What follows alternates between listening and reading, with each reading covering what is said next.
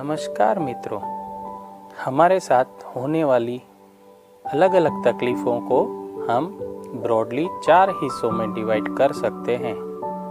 Physical, mental, psychosomatic and metaphysical. अब इन्हीं तकलीफ़ों को हम इलाज करने के लिए 2 पार्ट्स में ट्रीटमेंट को डिवाइड कर सकते हैं। नंबर 1 एक्चुअल डिजीज का ट्रीटमेंट एंड नंबर 2 आपके कॉन्शियसनेस लेवल का अपग्रेडेशन। इसमें से जो पहला है एक्चुअल ट्रीटमेंट, वो सिर्फ फिजिकल लेवल तक ही सीमित हो सकता है और टेम्पररी भी हो सकता है, जबकि दूसरा जो अपग्रेडेशन ऑफ कॉन्शियसनेस लेवल है वो हर एक मर्ज के लिए शायद परमानेंट इलाज हो सकता है। अब सवाल यह आता है कि कॉन्शियसनेस लेवल का मतलब क्या है। कॉन्शियसनेस लेवल का मतलब है अवेयरनेस या जागरूकता। वह जागरूकता जो हम अपने ज्ञानेंद्रियों से ग्रहण करते हैं। हमारी यह जागरूकता के आधार पे हमारे विचार एवं हमारे कर्म रहते हैं। तो अगर हम हमारी यह जागरूकता को बढ़ा सकते हैं तो उसके आधार पे हमारे सारे विचार, हमारे एक्शंस और हमारे रिएक्शंस भी हम बदल सकते हैं, जिससे शायद हमारी बीमारी जड़ से निकल सकती है। एक कॉन्शियसनेस लेवल में रहते हुए अगर किसी को हृदय की तकलीफ होती है और यदि उसका कॉन्शियसनेस लेवल हम चेंज कर सकें तो शायद उसकी हृदय की तकलीफ भी अपने आप ही ठीक हो सकती है। उसका कारण है कि जिस कॉन्शियसनेस लेवल में हम रहते हैं उसके प्रति जो हमारा प्रतिकार होता है उससे ही हमारे रोग निर्मित होते हैं। बचपन में आप 1 रुपए की चॉकलेट के लिए लड़ते थे, लेकिन अब आप शायद उसे गौण मानते हैं। लेकिन आज जो वर्तमान में आपकी परिस्थिति है, आप लाखों करोड़ों जमीन जायदाद आदि तकलीफों के लिए संघर्ष करते हो, जो आपके मन पे और शरीर पे अलग अलग प्रतिकारात्मक रोगों का निर्माण करती हैं। अब सवाल है कि हम अपने कॉन्शियसनेस लेवल्स को कैसे चेंज करें। इन कॉन्शियसनेस लेवल को अपग्रेड करने के कुछ सिंपल से विषय हैं जिनको हमें जानना चाहिए। हमारे शारीरिक लेवल का अगर अध्ययन करें तो पहले गर्भ के अंदर हम एक फर्टिलाइज्ड ओवम थे, उसके बाद हम एक एग बनते हैं और उसके बाद एक विकसित शरीर बनता है। यह विकसित शरीर भी दिन प्रतिदिन, वर्ष प्रति वर्ष बदलता रहता है और अभी के वर्तमान समय तक आपका शारीरिक बंधारण बनता है। तो अब तक के अनुभव के आधार पे आपका शरीर हर पल पल बदल रहा है। उसी तरह से आपका मन भी पल पल बदल रहा है और उसी तरह से आपकी सृष्टि जिसमें आप रहते हो वह भी आपने मार्क किया होगा कि पल पल बदलती रहती है। तो यह शरीर, मन एवं यह सृष्टि आपके लिए सिर्फ एक अनुभव है। यह अनुभव की अनुभूति जिसमें होती है वह हम हैं। यह शरीर, मन और सृष्टि के अनुभव जो होते हैं ये समय या काल में होते हैं, मगर यह अनुभव जिसमें होता है वह अकाल है, मतलब समय के परे है। तो अगर आप खुद को शरीर, मन या सृष्टि से सम्मिलित करते हो तो वह रोग का कारण बनता है, क्योंकि यह सारी चीज़ें नश्वर होती है, लेकिन इनका अनुभव जो आपके अंदर होता है, जो आपकी आत्मा है, वह अकाल है, वो समय से परे है। हमारी तकलीफ़ों का दूसरा कारण है कि इस शरीर, मन या हमारी सृष्टि की किसी भी एक परिस्थिति को हम फिक्स करना चाहते हैं।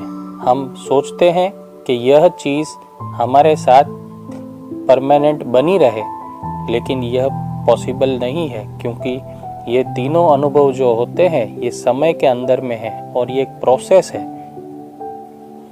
ऐसी कॉन्शियसनेस लेवल को अगर आप जीवन में अमल करते हैं तो शारीरिक, मानसिक या मनोशारीरिक तकलीफ़ों का इलाज हम उसके जड़ से ही कर सकते हैं। विज्ञान भी इस कॉन्शियसनेस लेवल को बढ़ाने के लिए अभी काफ़ी नई टेक्नोलॉजीज का संशोधन कर रहा है। इसमें से एक काफ़ी विकसित टेक्निक है VR, जिसका फुल फॉर्म है विजुअल रियलिटी। इस टेक्नोलॉजी में पेशेंट को उस परिस्थिति के साथ सम्मिलित किया जाता है जिसमें उसको यह लगे कि मैं उस परिस्थिति में मौजूद हूँ। इस अनुभव के आधार पे उसके हार्मोन्स में, उसके मानसिक तरंगों में और उसकी शारीरिक तरंगों में परिवर्तन आता है, जिससे कि उसके बीमारियों को ठीक होने में मदद मिलती है। इस टेक्नोलॉजी के सहारे अब वैज्ञानिक जेनेटिक प्रॉब्लम्स और काफ़ी क्रॉनिक प्रॉब्लम्स का सॉल्यूशन करने में जुटे हुए हैं। इस कॉन्शियसनेस लेवल को बढ़ाने के अलग तरीके भी हैं, जैसे काउंसलिंग या मेडिटेशन। इनके माध्यम से भी हम अपना कॉन्शियसनेस लेवल बढ़ा सकते हैं। आगे यह सवाल आता है अब कि कॉन्शियसनेस लेवल कितने प्रकारों से हो सकता है। पहला कॉन्शियसनेस लेवल होता है पर्सनल कॉन्शियसनेस। इसमें व्यक्ति अपनी समझ के आधार पे, अपने अनुभव के आधार पे चीज़ों को या परिस्थितियों को ग्रहण करता है। जैसे कोई आदमी अगर लोभी है तो उसको समग्र सृष्टि उस अनुसार दिखाई देती है। धर्मशास्त्रों में इसी चीज़ को जगत एक माया के दृष्टिकोण से पहचाना गया है, जिसमें हर एक आदमी जगत को अलग अलग स्वरूप में देख सकता है। इस पर्सनल कॉन्शियसनेस से आगे की कॉन्शियसनेस है कॉमन ह्यूमन कॉन्शियसनेस। उदाहरण के तौर पे जब हम किसी गुलाब के फूल को देखते हैं तो उस पे रिफ्लेक्ट होके जो लाइट की किरणें हमारी आँखों तक आती है वो हमारे मस्तिष्क में एक केमिकल का जाल क्रिएट करती है, और इसी केमिकल रिएक्शंस के आधार पे हमारे माइंड में हम उस गुलाब के फूल का चित्र देख पाते हैं।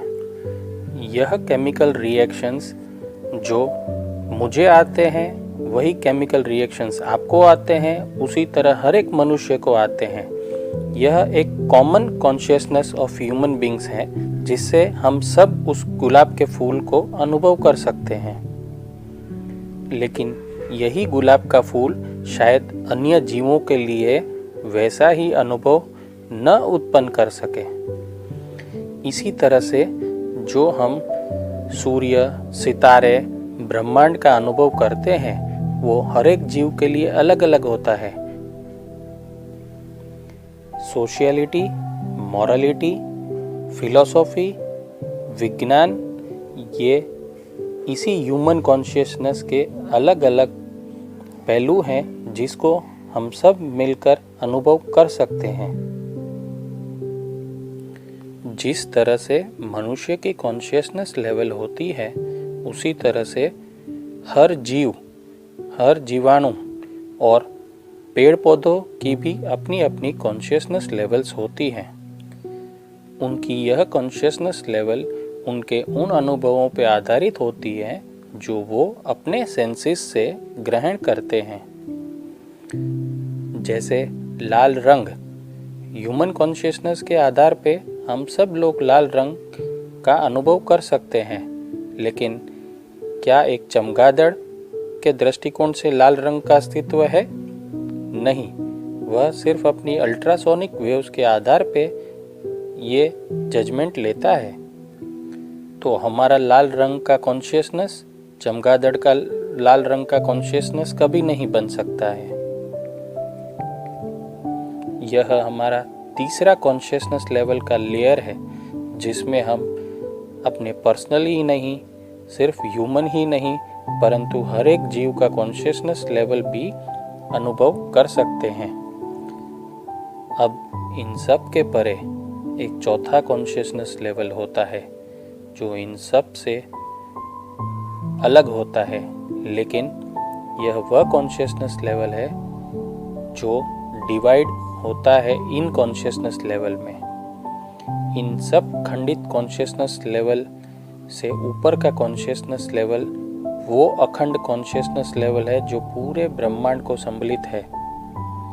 यह समग्र ब्रह्मांड की संयुक्त जागरूकता, जो अलग अलग जीवों की जागरूकताओं में विभाजित नहीं हुई है, शायद इसी को ताओ कहा जाता है या हिंदू धर्मशास्त्र के अनुसार ईश्वर माना जाता है।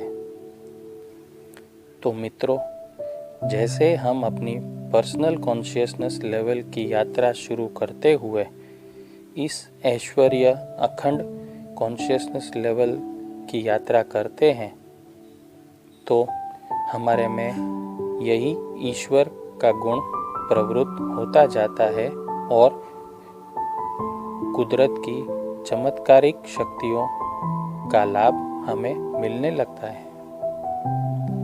तो आइए इस जागरूकता की तरफ जागरूक होते हुए हम अपने आप को रोग मुक्त और आनंदमय बनाएं।